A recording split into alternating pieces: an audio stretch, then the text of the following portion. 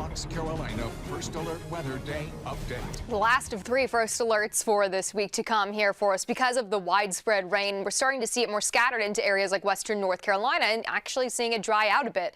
But that heavy rain that lasted from overnight into this morning, leading to extra ponding on the roadways here and potentially some isolated flooding. We have a few flood advisories out there near Hendersonville, parts of Henderson County, and as well as parts of Spartanburg too.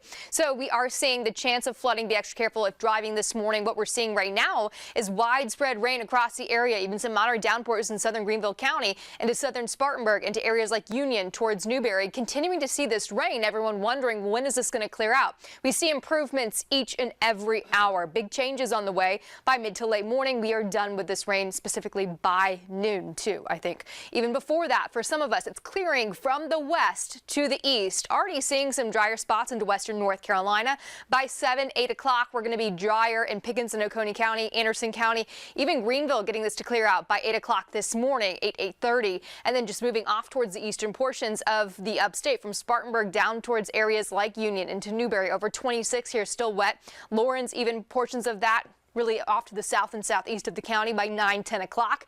And then we're in the clear by 11, but you can see on the back side of this, we get this rush of colder air, and it's coming into place with about less than 2 inches in the northern mountains, areas next to that Tennessee spine here, and looking much drier and done with it by 2, 3 o'clock. Still could see some wet roadways, though, of course, over the next several hours, only amounting to a couple tenths of an inch of rain here, but this is on top of the 2 to 3 inches that we are seeing and have seen fall over the course of the last couple of days here, at least the last couple of hours, 2 to 3 inches. So we do have the concern for flooding out there. This is our #1 concern this morning.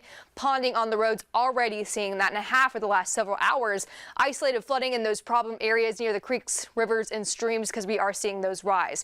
Also on top of this, a breezy day after this rain moves on through, so we're not quite done with the impacts of this front. We are going to see a drop of temperatures too, so we've already hit the high temp for today, which is absurd to say. You know, this is not how it normally goes. Normally we hit the high by 3, 4 o'clock, but that's when we get some of the coolest air and dropping temperatures, the 30s, the 40s by this afternoon, and by 5 o'clock this evening, temps in the upper 20s to low 30s in areas like western North Carolina, and low 40s here across the upstate. All of us in the 30s by 7 o'clock this evening. Looking drier and still chilly as we go into Thursday and Friday. Brighter, that is, highs in the upper 40s, and a chance of rain Saturday night into Sunday. Scattered shower chances, but clearing into Monday and Tuesday. All right, time to check.